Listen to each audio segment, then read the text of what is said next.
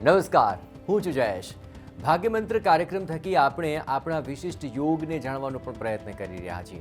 આમ તો લોકો પેલા જ્યારે કુંડળી દેખાડે છે ત્યારે તેમાં કોઈ દોષ હોય તો તેને લઈને ડરી જાય છે, પરંતુ વિશિષ્ટ યોગ પણ આપણી કુંડળીમાં પડ્યા છે તેને જાણવાની ચોક્કસપણે જરૂર છે. અને એ જો જાણી લીધું અને તેનો જો લાભ મેળવી લીધો તો ચોક્કસપણે આ જ્યોતિષશાસ્ત્ર લેખે લાગશે અને આપનું પણ જ્યોતિષ પાસે જવું પણ લેખે લાગશે. અને આ જ વિશેની સુંદર મજાની માહિતી આપને હંમેશા આપતા રહ્યા છે જાણીતા જ્યોતિષી ચેતનભાઈ પટેલ. ચેતનભાઈ, આપનું ખૂબ ખૂબ સ્વાગત છે. નમસ્કાર.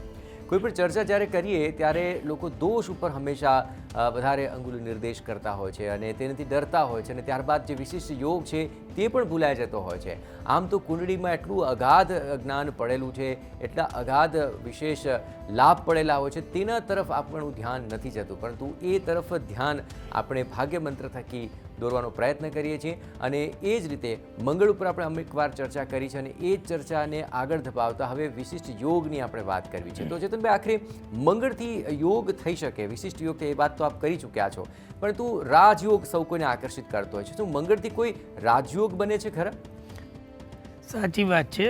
જો મંગળ ભૂમિનો પુત્ર છે, મંગળ જીવનમાં આપણને એટલું બધું આપે છે કે ખરેખર આપણા જીવનમાં મંગળ મંગળ મંગળ જ કરી દે.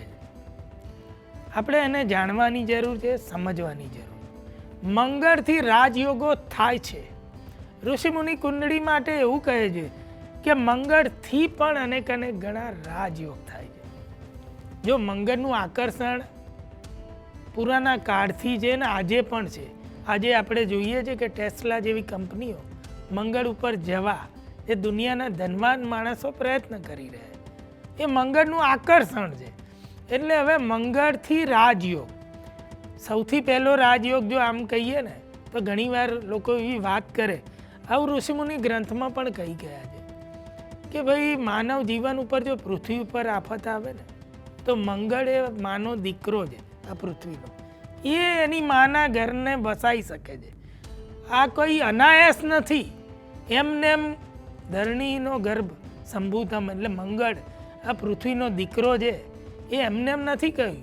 અને આપણે આજે એ દિશામાં આટલા વર્ષે જઈ રહ્યા છીએ કે જો પૃથ્વી ઉપર ક્યારે કંઈક થઈ જાય તો આપણે વસવાટ ક્યાં કરવો, આ માનવ જીવન બચાવવું તો ક્યાં, તો કે મંગળ ઉપર. એવું બહુ દૂરંદેશી રાખી અને લોકો વિચાર કરી રહ્યા. કેમ મંગળની પસંદગી? તો કે આ પૃથ્વીનો સંતાન છે, એટલે કે જો અહીં જીવન માતાએ આપ્યું છે તો પુત્ર પણ ભવિષ્ય જીવન આપી શકે અને એનું કર્તવ્ય છે. જો આપણે આમ આપણા સામાન્ય સંબંધમાં વિચારીએ એટલે મંગળ રાજયોગ કરી શકે છે કે જે જીવન પણ આપી શકે છે. હવે આ વાત આપણે આગળ કરીએ. મંગળથી મુખ્ય 3 રાજયોગ બહુ ગજબના થાય, જેણે ભૂતકાળમાં લોકોને અદ્ભુત ફળ આપેલા છે.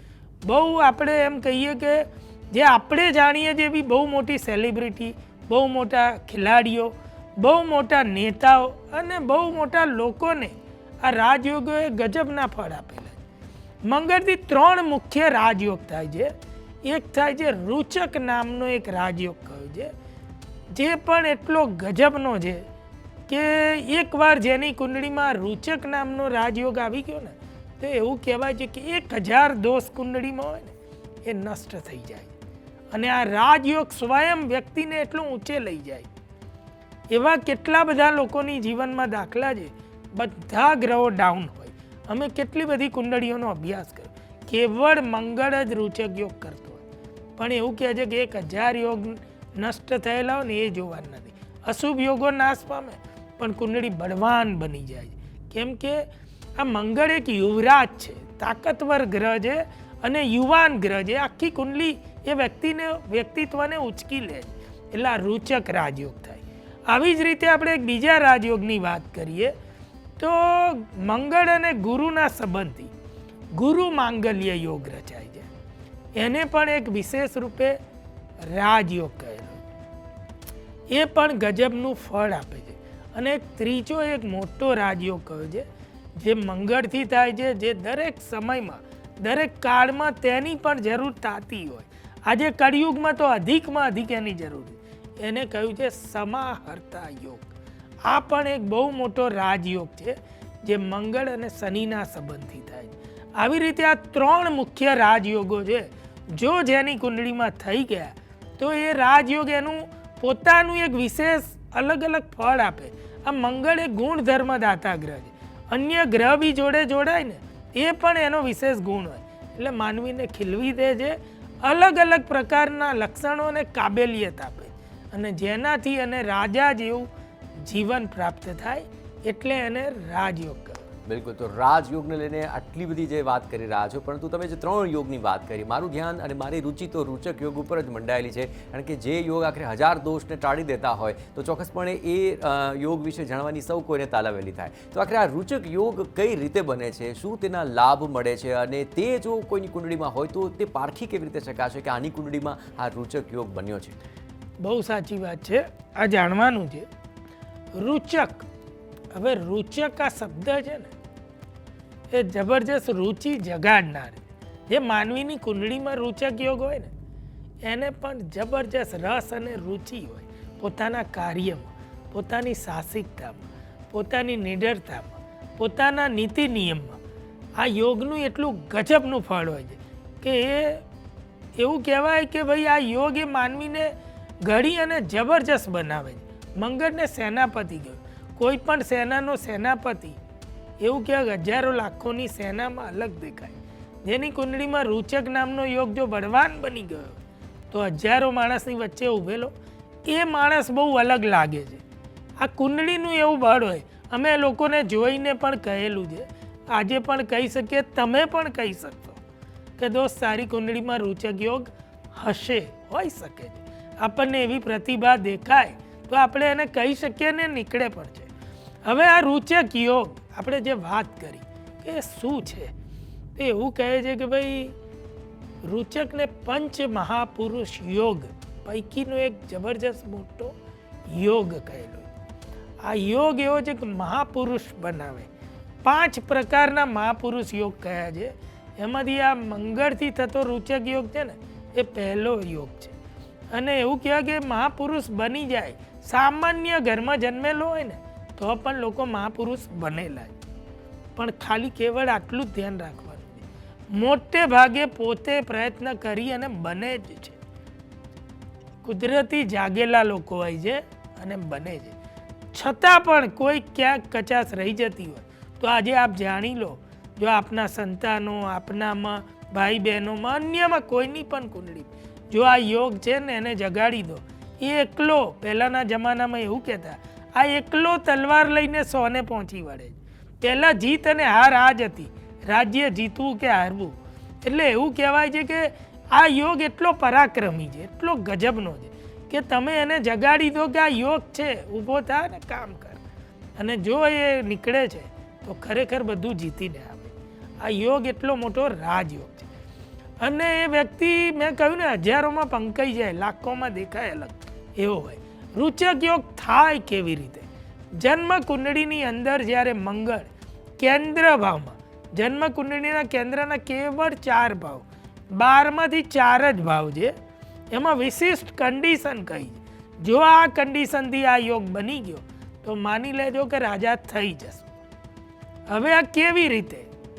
તો કહે છે કે આ 4 ભાવમાં મંગળ સ્વગૃહી હોય, એટલે કેવળ આ કન્ડિશન છે. 1 નંબરમાં લખ્યો હોય એટલે કે મેષ રાશિનો હોય, અને 8 નંબરમાં લખ્યો એટલે કે વૃશ્ચિક રાશિનો હોય. કુંડળીના કોઈ પણ આ 4માંથી કોઈ બી ભાવમાં, પહેલા ભાવમાં, ચોથા ભાવમાં, 7મા ભાવમાં કે 10મા ભાવમાં, આ 4 કેન્દ્રના ભાવ છે. આપણા જીવનનું પણ કેન્દ્ર આ 4ની અંદર છે.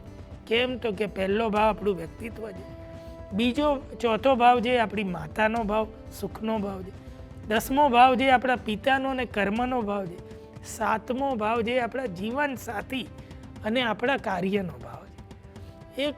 એમને આ યોગ નથી થતો. આ 4ના આશીર્વાદ, 4 આપણી જોડે હોય ત્યારે વ્યક્તિ રાજા બની શકે છે. એટલે એ 4ની તાકાત હોય છે. એમને એમ કંઈ જીવનમાં હાસિલ નથી થતું.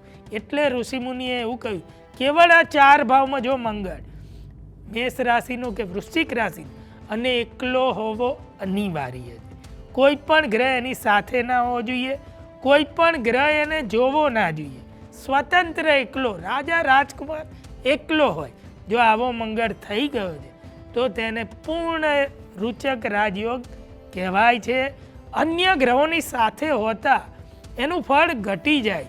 કેટલા ગ્રહ છે કેવા છે થોડું ડીપ થઈ જાય. ઋષિમુનિઓ કે એનું ફળ ઘટીને 50%થી ઓછું થઈ જાય છે. પરંતુ જો એકલો સ્વતંત્ર છે એને જ વિશિષ્ટ કહેવાય અને એને જ આ રાજયોગ કહેવાય. દરેક લોકો રાજા નથી બની શકતા.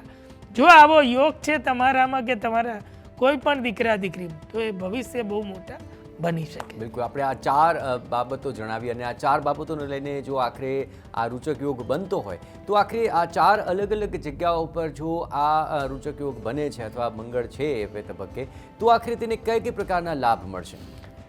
હવે જો પહેલા ભાવે આ મંગળ બેસી ગયો મેષ રાશિમાં કે વૃશ્ચિક રાશિમાં તો એવું માની લેજો બહુ બધા ખેલાડીઓની કુંડળીમાં આવા યોગ બનેલા છે કે સ્વપરાક્રમે પોતાની શક્તિથી એ પોતાના પ્રદર્શનથી પોતાનું નામ કમાઈ લે. એટલી બધી ખ્યાતિ કમાય અને એટલી શક્તિ હોય છે કંઈ પણ વસ્તુને પામવા છેક સુધી નિયમિતતાથી જજુમવાની. આ શક્તિ કુદરતી આ મંગળથી ભરેલી હોય છે.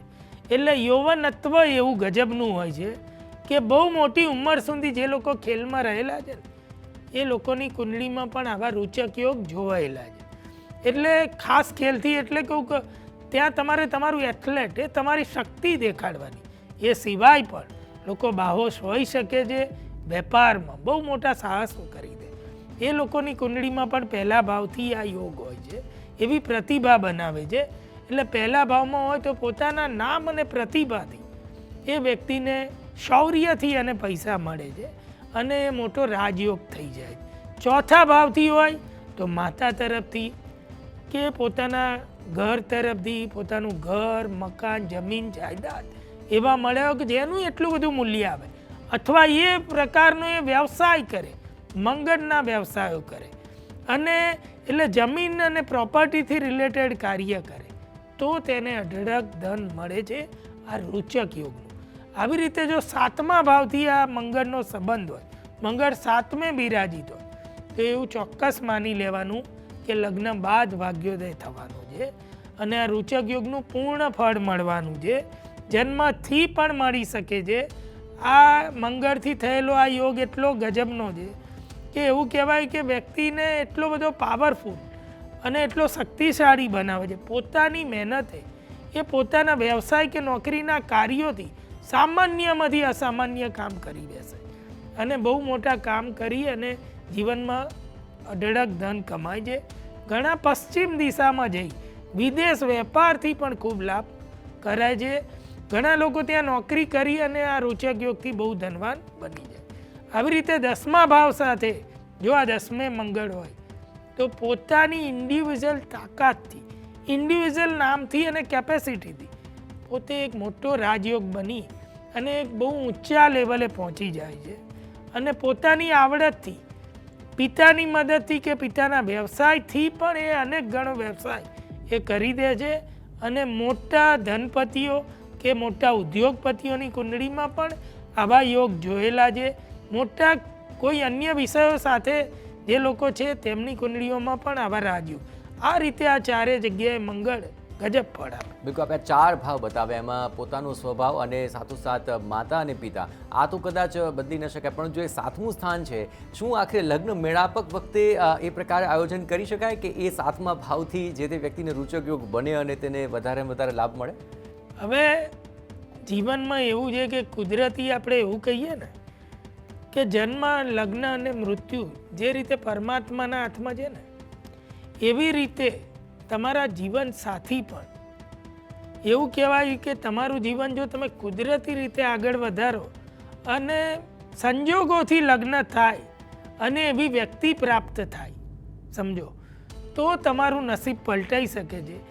કેવળ આ યોગ છે ને લગ્ન કરીએ તો પણ એ વ્યક્તિમાં એવો બી બીજો યોગ કે તમારી સાથે ના રહે એટલે તો આ યોગનું કોઈ ફળ તમને મળવાનું નથી. એટલે ઋષિમુનિ એવું કહે છે શાસ્ત્રમાં કે ભાઈ મનુષ્ય તરીકે જેટલું બદલી શકાય એટલું બદલો પણ ઈશ્વરે જે નિયમ બનાવે ને એ બદલવા નહીં જવું જોઈએ. એટલે એવું જોઈ યોગ જોઈ લગ્ન ના કરાય. યોગ અનાયાસ નીકળે છે સમજો. આપણે કેવળ આપણો યોગ જોઈ શકીએ છીએ, સામેવાળાના યોગ જોઈ સારું ખરાબ નકારવું એ અંધશ્રદ્ધાનો વિષય છે. જી બિલકુલ. તો આખરે આ તમામ બાબતોને લઈને જો અચાનક લાગે, અનાયાસે લાગે, લોટરી લાગે, એ પ્રકારે જો આ યોગ બન્યો પણ છે અને જો તમને એનો લાભ મળે છે તો ચોક્કસપણે એ યોગને જાણી લો અને ચોક્કસપણે તેના લાભ લેવા માટેના પણ વિશેષ પ્રયત્ન કરશો તો ચોક્કસપણે આપને વિશેષ ફાયદો થશે. અને તેની સુંદર મજાની માહિતી ચેતનભાઈ આપી છે. ચેતનભાઈ, આપનો ખૂબ ખૂબ આભાર. નમસ્કાર.